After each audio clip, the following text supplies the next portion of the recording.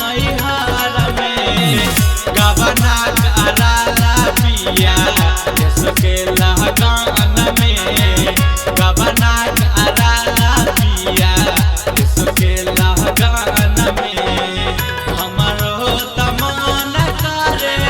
रहती तोहर संग में हमारो तमन करे रहती तोहर संग में गबना कराला पिया इसके लगन में गबना कराला पिया इसके लगन में Mixed by Open Good.